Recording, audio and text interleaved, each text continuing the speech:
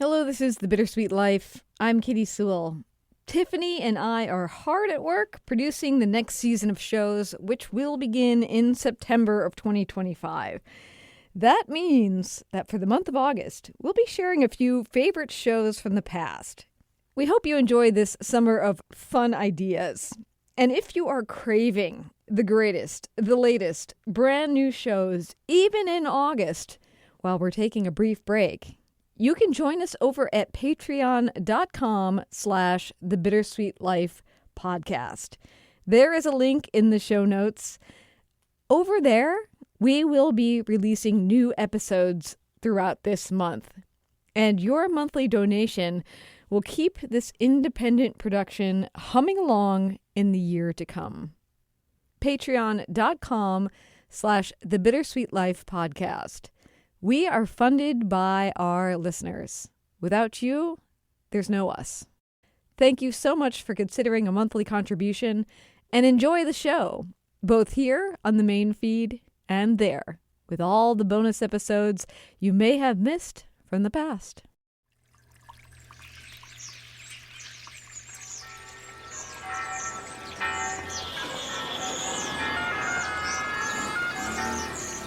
Welcome to Rome. This is The Bittersweet Life with Katy Sewell and Tiffany Parks.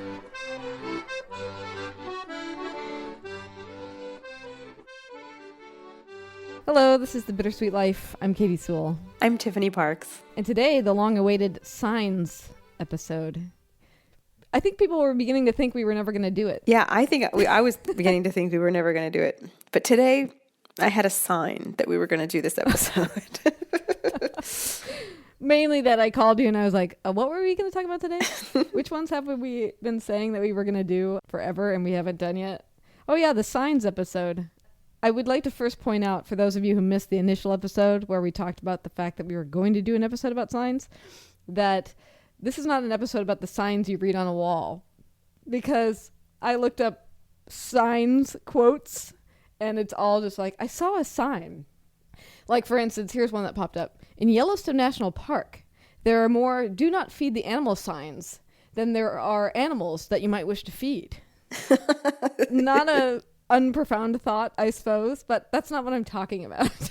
I'm not talking about the signs that you see on them, although there are plenty of good ones. I saw a great sign the other day, which I posted on Twitter, on our Twitter @BittersweetPod, that just said, "Spoiler alert, in the end you live." Interesting. Which I thought was kind of an interesting and counterintuitive sign. But again, that's not what we're talking about. We're talking about when you receive a sign that changes the course of your life and whether or not that's a real thing. Yes. What do you think, Tiffany? Well, it depends on my mood, whether I believe in signs or not, I think. Or it depends on the moment in my life, what I'm going through. But let's just say the jury's out. Sometimes I'm really convinced that signs are real, and sometimes the rational side takes over. Yes. What about you? Same. But I think it's funny because when I think of what a sign is, I think of it as a moment of, at least when it comes to my life, a moment of clarity, where all of a sudden something that you've been puzzling about, should I do this? Should I do that? All of a sudden seems absolutely clear. This is what you need to do. It's not so much receiving a letter at an important time or something like that. It's more just a notion that pops into my head when I think of a sign that I receive. Does that make sense? Well, do you have an example of something like that happened to you? Yes. So this is going all the way back into my 20s. Way a back. long Journey time with ago. me. Far into the recesses of my past. And I was dating a guy that had been my boyfriend in college. And now we were out of college, and we'd gone through some turbulent times, and we'd gone through some great times. And it was coming to be that decision-making time of, do you stay with this person or do you not? And I was still in that kind of foolish 20-something notion that if you date somebody in college, you should probably marry that person. I don't know where that notion comes from. My upbringing somewhere, I suppose, that you meet somebody in college and you marry that person and you live happily ever after. And it was kind of obvious that we weren't going that way, but for whatever reason, I kept thinking, no, this is going to work. I had been contemplating for a long time what to do about it. And one night I was out in Lower Queen Anne, which is a neighborhood in Seattle that's right by the Space Needle. I had been skateboarding all evening, listening to music, thinking, and I was laying on the top of my car, which was parked just on the street, with my skateboard between my legs, staring up at the stars. Now, were you alone? I was alone, and all of a sudden I had that notion, clear as day, in my head that said, you need to leave him. It just struck me because it was so clear. And I had been so confused about it for months. You need to leave him. And so I think that night or the next day I brought it up and said, I think that we need to break up and I think I need to move out. And I said, I think I'll do it this summer or whatever. And he said, well, if you think you're going to do it, why don't you just do it soon? Why don't you just do it now? So I started looking for an apartment and found one. And then the weekend I moved out. He just went out of town so that he didn't have to experience it. And I moved out. But that makes it sound like, oh, it's so simple. That's not a sign at all. But it seemed like a sign because it was just so clear after so long of not being clear. Does that make sense? Yeah. I don't know if that I would define that as a sign, though. I mean, maybe I'm wrong, but I feel like a sign is something external, and what you experienced was very internal. Yeah. And I mean, it definitely is a type of a sign in a sense, but I think it's almost more clarity. Yeah, I think it's even more. I think like signs, and we're going to probably get into this in a minute, but I think a lot of times the signs that we receive, the stroke of lightning at the moment that I said that, these external things, I think sometimes we put onto those things what we want to believe is a sign. Like you say, oh, I tripped walking into the door of my new house. That must mean I shouldn't live here, something like that. Whereas I think sometimes that is less of a true thing and more of you, oh, I just actually don't, like deep down, I don't like this house. I don't want to live here, so I'm looking for an excuse.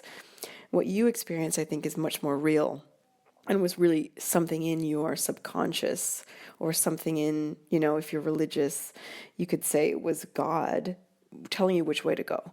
Some people are probably more receptive to that than others and are able to listen to that kind of inner voice. I'm not sure if I'm making any sense. You are. But yeah, no, I think that's really interesting, actually. And the fact that I don't really consider it a sign does not discount what you experience. I think it makes it even more important. Maybe, but well, tell me your experience of receiving a sign and I'll hold mine up against yours. Okay, well, mine is kind of crazy, or at least to me it was crazy. It probably isn't crazy enough to have been like in a movie. What I mean by that is I feel like there's a lot of signs that happen in movies. Yeah. Like in romantic comedies particularly, or in stories about people who go on these amazing inner quests and achieve great things. So I don't think it's that cool, but to be a real life thing that happened, I thought it was pretty cool. So first of all, I should preface this by saying I spent several years, well, the first 4 years really that I was in Rome, I spent more or less single. I had a couple of boyfriends, but nothing really, really long term. I was really happy with that. I'd been in long-term relationships before, pretty much back to long-term relationships back to back before moving to Rome.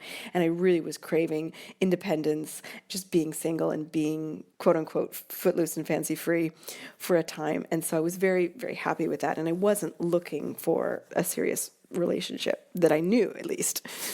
One day I was in the States. I was actually home for Christmas. My grandmother, my paternal grandmother, had recently died, and I was never very close with her, and she had lots and lots of grandchildren, and of course was far away, and I wasn't able to make it to the funeral, and et cetera, et cetera. And so I did not receive any of her personal items. And that was fine with me. I mean, I didn't presume to receive any of them, and I assumed that her daughter, my aunt, would be getting, the majority of her jewelry and things like that. And I was over at my dad's, and my stepmother had this little satchel, like a jewelry satchel. And she said, I have a few things that were your grandmother's that nobody else really claimed. If you want to take a look and if you want to have something, go ahead. And so I opened up this little bag, and it was, very humble things. I'm obviously the good stuff. I hate to say that, but the good stuff had already been taken. There were a couple of gold chains and a jade ring. And then there was this gold wedding band. And that really just, obviously immediately picked out this gold wedding band. And my first thought was to see if there was an inscription. And so I immediately looked into it, and it said, Charles and Susie, December 25th, 1861. I did some calculations, and I asked my dad a couple of things, and I realized that this was the wedding ring of my great-great-grandmother.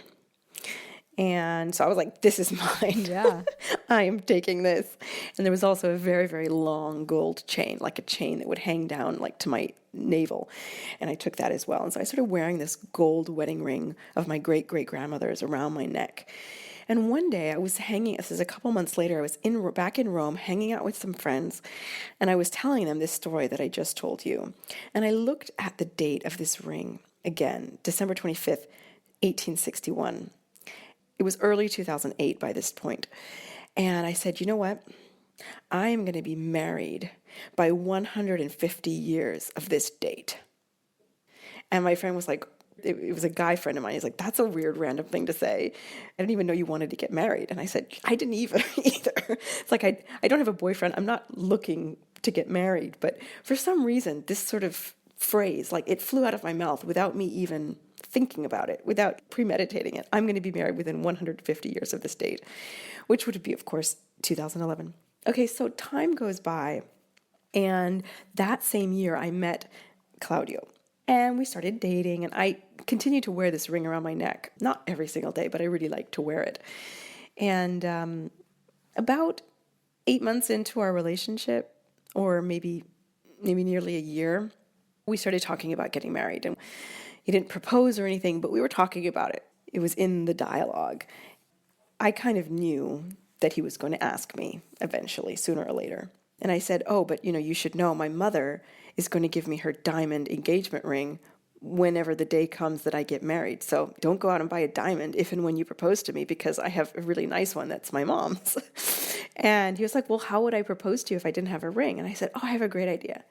Take this ring. It was my great-grandmother's ring. Don't lose it. And if you break up with me, you better give it back to me. But take this ring, and when the day comes that you want to propose to me with this ring. So he took this ring, and time went by, another 5 or 6 months or something. And he eventually ended up proposing to me on Christmas Day of 2009. And after I, of course, accepted and we were engaged, excitement. I said, you obviously looked at the date on the ring. That's why you chose to propose to me on December 25th. And he was like, what date? And he had never looked inside and saw the date, December 25th, but he proposed to me on December 25th. And we got married in 2011, which was exactly 150 years after the date of that ring. Not to the day, but to the year. See, that's on a tricky sign line too, isn't it? Because you knew that he was going to propose. And you probably knew that you were going to say yes. Yeah, but that doesn't mean... it becomes more like a coincidence that he asked on the right day. See, now you're ruining my story. Well, I mean, what was it assigned to you of at that point?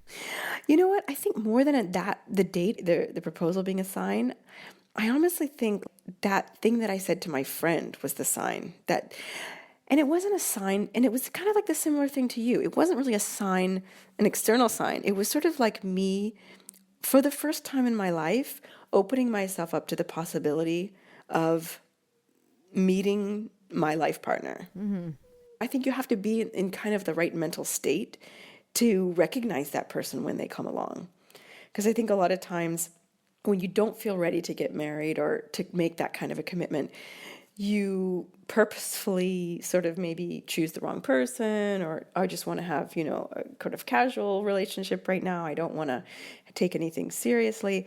And so I think sometimes when you make a statement like that, it doesn't necessarily have to be just for a relationship. It could be, I am going to get my master's degree. You put it out there in the world, and then in a kind of synchronicity type way, you become part of the, I can't describe what I'm trying to say, but somehow you're opening yourself up for the things to happen that need to happen. Does that make sense? Yes. I'm a firm believer in synchronicity. I know. Let's just say. I know. Yes, you know, because it plays in my book. I know. It's like one of the most lovely things about your young adult novel is how synchronicity plays a role. It's a middle grade. Middle grade, Sorry, just to be specific, middle grade. but thank you. I don't know the differentiation.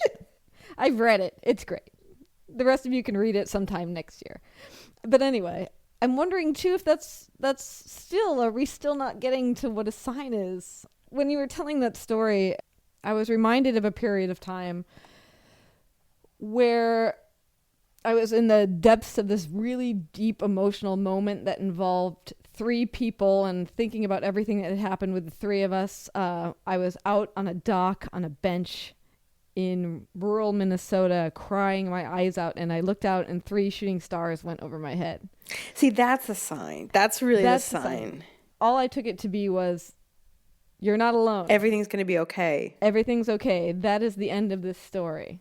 Yeah, that's the point of signs. I think you have to be the one to interpret them. And depending on maybe even your personality, you might interpret a sign in a different way. Right. You know what? That just made me think of something. I don't know if you're going to remember this. Uh-oh. But you were with me when it happened. It was very, very shortly before I moved to Rome. It was the summer before I moved to Rome. And I spent that summer in Seattle, you might remember. I do. And it was a really wonderful summer. We spent a bit of time together, if I remember. And it was right before I was leaving. We were somewhere in Seattle, sitting on a green hill. I have no idea where we were. I have no memory. A green hill. We were on a green hill, and there were clover all over this hill.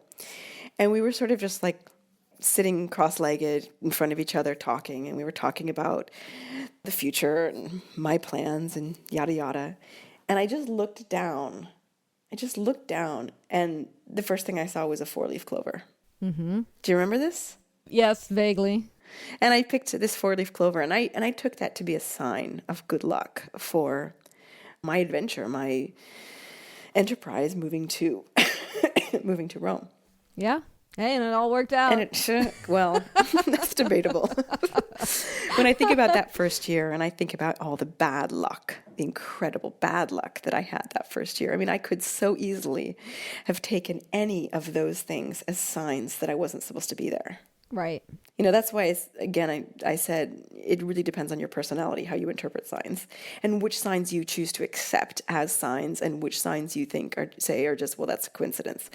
Yeah, right. Because you're not, like, for instance, if you're in my first example of whether or not to leave that boyfriend, if things had been going well and I had been randomly laying on the top of my car thinking, and I'd gotten a notion that said, you should leave him, I would have thought, no, I shouldn't. But I already knew that was probably the right thing to do. And how do you know when you get these internal signs? Like, how do you know that it's something real and it's not just like some random stupid thought you had? Because I mean, I don't know about you, but I sometimes get like the craziest thoughts pop into my head that are not things that I believe are coming from God or from my deepest soul, or that are just weird random things. Yeah. They're just like blips. How do you know when to trust something like that? I don't know. I wrote a story once, a radio drama once, that's entire premise was about, it starts with a guy who, I think he's on a crowded bus. He's a perfectly normal, average dude. You know, nothing remarkable about him. Lived his life as a pretty nice guy.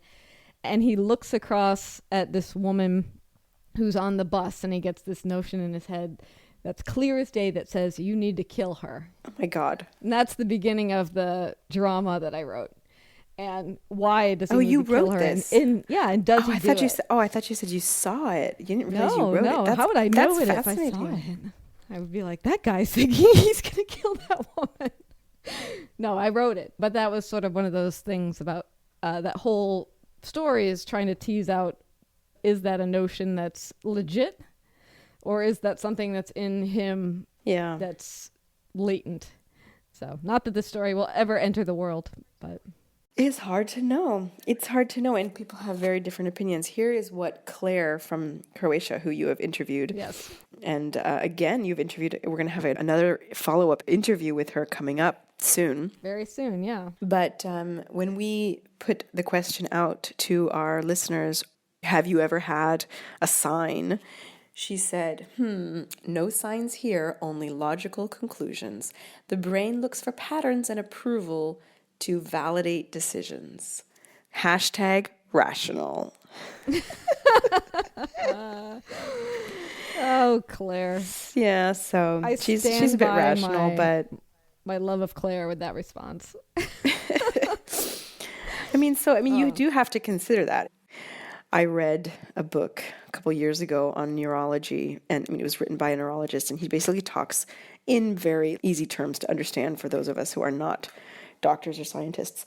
He talks about the brain and all of the things that the brain does, and when you think you're experiencing deja vu, it's because of this. And if you think you're experiencing God, it's actually this. And if you think you're experiencing whatever, incarnation, it's actually, and he had all of these rational explanations for everything. It's kind of a downer, to be honest. But you do have to consider that in light of the modern science evidence that we have. Maybe it's true. Maybe we just look for things that we want to validate, what our desires are. What do you think? I think it probably is true.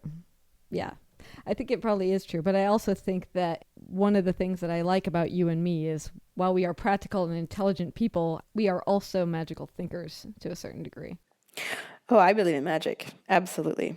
I believe in Santa Claus too. That's just an aside, but I won't put that out there. No, I am definitely a magical thinker. I believe in unexplained things. There are more things in heaven and earth that can be dreamed in your philosophy, as the bard said. Yes. We got another tweet from Christine Cantera, who says, a cab driver told me that I could just leave my boyfriend of 7 years. I did. I moved to Rome 3 days later. Wow. Would you consider that to be a sign? I don't know the details of the story. I wonder, was she chatting with him? Was she telling him her problems with her boyfriend and he said, just leave him? Or did he just out of the blue say, hey, leave your boyfriend as they were driving down the road? That would make a big difference in the story. Yeah, that's true. I do think that there are moments when you are talking to a friend or a stranger, even when they say something that for whatever reason hits you as exactly the right answer that you've been searching for. And we all, in every conversation, try to give each other helpful advice and guidance, and I'll tell you my experience to help you with your experience and that sort of thing. But every now and then you just have those conversations where it hits it dead on. You feel like the person totally gets what's going on inside you and just like a laser can tell you what to do. And I don't know if that's a sign either. I had that one experience. I always joke that this is the reason why my friendship with my friend Kirk existed, even though we're still friends, but was this one night when we were in our 20s, 22, 23 years old, and we had gotten out of college and we were sitting in a hot tub together, and he just was so confused about what he should do with his life. And he said, you've known me for a long time. What do you think I should be? And I didn't think about it. It just came to me instantly. I said, you should be a firefighter. He said, well, why? And I said, well, 3 reasons. You like to work out, you like to help people, and you're hot enough to be in a calendar. And he's a bit of a thrill seeker, that too. That could have been on the list. But like I said, I didn't think that through. The cab driver didn't think that through. But for him, it was the right answer at the time. He became a firefighter? Yeah, he did, and he loves it. That's awesome. That's really, really cool. Yeah. So you were his sign. Feel like if nothing else, I've known Kirk so that I could tell him what direction to put his life in that regard. And it wasn't even that I thoughtfully thought it through. It's just that it just struck me as the right answer. I only had that one other time where I met this magician whose name was Sean. And I said, I can't believe that your name is Sean. It's just too common for how remarkable of a human being he was. And he said, well, what would my name be? And I said, I don't know, something like Dante the Magician. And that stuck, and to this day, he's still Dante the Magician out there working in the world. Yeah, that's why I met him. That is awesome. To rename him. Wow, maybe you should change your career path and start, I don't know, like a cross between a life coach and a psychic. I don't know. Yeah, well, maybe we should do an episode where I just act as an oracle, and I'll just like throw out random advice to people. Write in and ask questions. Call in. Write in, send us your voice memos and be like, what should I do about this? And I'll just the first thing that comes to my head, I'll just say it, and you can see if it hits laser on to how to how you're feeling or what you've been thinking anyway. Well, before we end, I want to read one more email. And thank you, by the way, for everyone who wrote in and shared your thoughts about signs. Obviously, I don't think we're going to come to any conclusions here. Let's see. Noemi wrote us. This tells me how long ago it was. She said that we originally mentioned that we were going to do a signs episode in episode number 146. So she writes, "Hi, ladies. I'd love to share my experience with a message from the universe I received, also known as my mom," which sort of goes along with what we're talking about here, these people that say the right advice. "I grew up in Rock Island, Washington, which is in central Washington, and I went to the local high school. No one in my family had gone to college, and since I was pretty good in school, my family put some pressure on me to attend college. It's not like I didn't have the resources to gather information on which schools to attend. It's that I didn't have the motivation or the courage to leave my family and confront the reality that is living elsewhere. My friends tell me that they expected me to go to college too. There was this pressure I put on myself as well, so I applied to Central Washington University and got accepted. I procrastinated terribly in completing the necessary financial forms because I secretly hoped it would all magically get handled. Of course, that did not happen. I told all of my friends and family that I had been accepted, and the night leading up to my parents driving me to SWU, I panicked and had an anxiety attack and cried to my mother to let me stay. She cradled me, looking at me with confusion, and said, "¿Por qué no quieres ir?" That's probably about right. Sort of right. Which means, why don't you want to go? I cried and cried and cried for days. Days turned to months, and my mom finally said, "You have to do something. You can't be in bed all day and not work." I started hanging out with my friends again. They would tell me how worried they were and hoped I was doing okay. They asked me why I didn't go to college, why I never left. I would just tell them I couldn't leave my family, which is not a complete lie. The truth was that I lived in a fantasy world most of my life, one I created after hardships I had endured as a child, one that would let me escape. Going off to college meant I would lose the security blanket I had quilted and would mean starting over again. I was so scared of what that meant, of possibly confronting my old demons. How could I admit this to anyone? Who would understand? So I stayed at home for a year after graduating high school, and one day my mother said she had a friend in Seattle that could rent me a room if I got a job and went to school. I had been going to Mill Creek, Washington for a few years for my orthodontist visit, and I loved it every time we went. The atmosphere, the nature, the color, all the things that made me feel alive. I was delighted to hear this news from my mom and immediately set out to Craigslist to find a job. A sub shop responded to my inquiry, and I set out for Seattle the next day. I was hired almost immediately. It was summertime, and they were in desperate need. I was eager and excited to start this new chapter of my life. It was as though life was blessing me with a new chance to start fresh, where I didn't have to hide or be afraid of what people might say. I cut ties with people that were only there in the good times and made an effort to keep the ones who loved me most very close. Every day I thank God or the universe, I'm not sure who or what, for this blessing. It was presented to me, and I received it humbly. Not a day goes by that I don't miss my hometown and the friends I grew up with, but I know this sign was meant for me. I now take an online course to receive my bachelor's in healthcare administration, and I live in a cozy home in Montlake Terrace. There are days that still frighten me, and it's hard to remember how to climb out of the hole, but the moment my brain gets it together, I remember to breathe, to smile, to live. Thank you so much for letting me share. Noemi. Oh, thanks, Noemi. There's a lot in there. But again, I think that treads more into what I would call a person with the right advice at the right time. But maybe that is a sign. Maybe we don't actually know what we're talking about here. I don't know, but I feel like sometimes it's a combination of two things. Yes, there is some kind of external or maybe internal prodding, like when you had your sign. But I also think you have to be ready. And, she got accepted to Central Washington University. Some people could consider that a sign.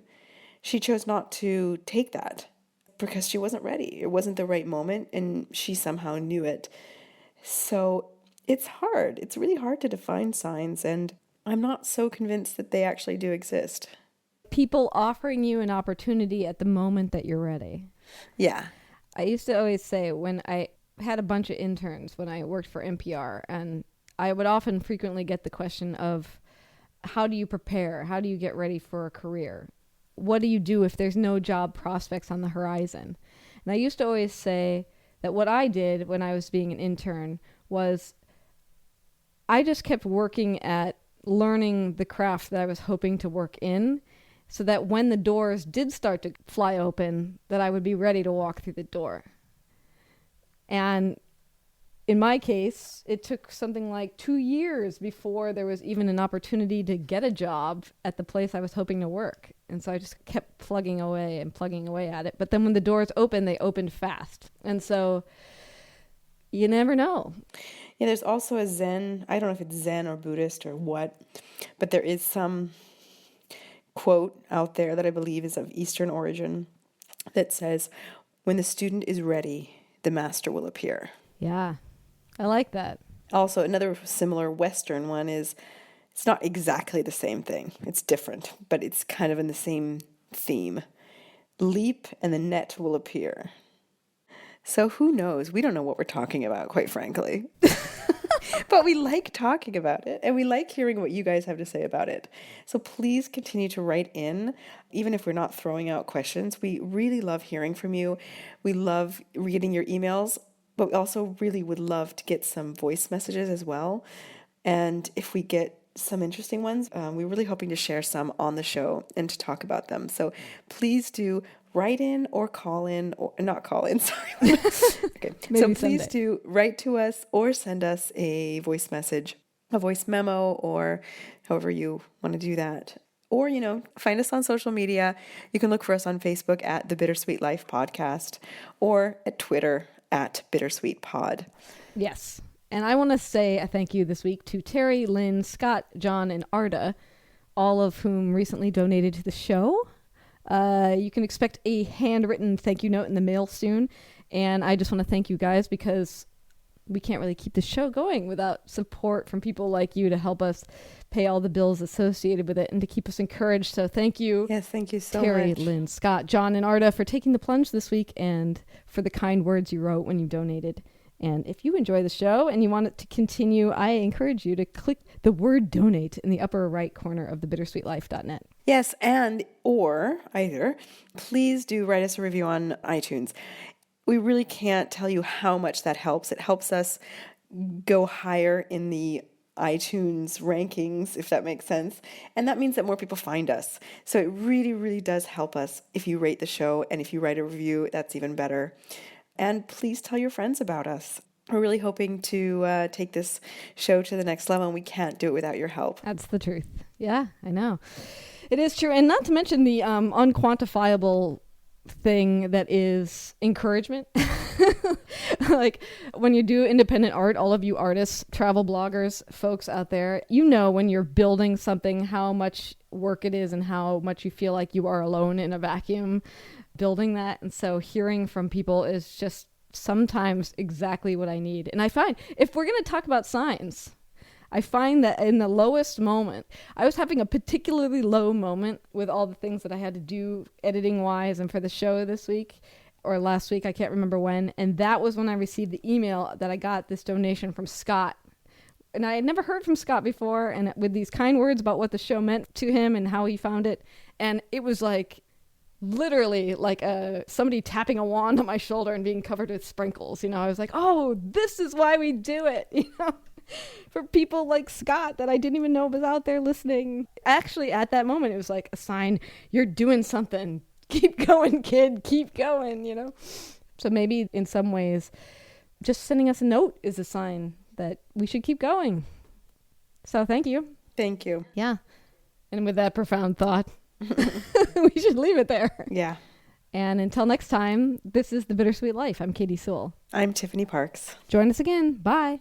If you've booked a trip to Rome, why not arrange a tour with our very own Tiffany Parks? Visit tiffany-parks.com to read about the tours she offers. Or send us an email at bittersweetlifepodcast@gmail.com.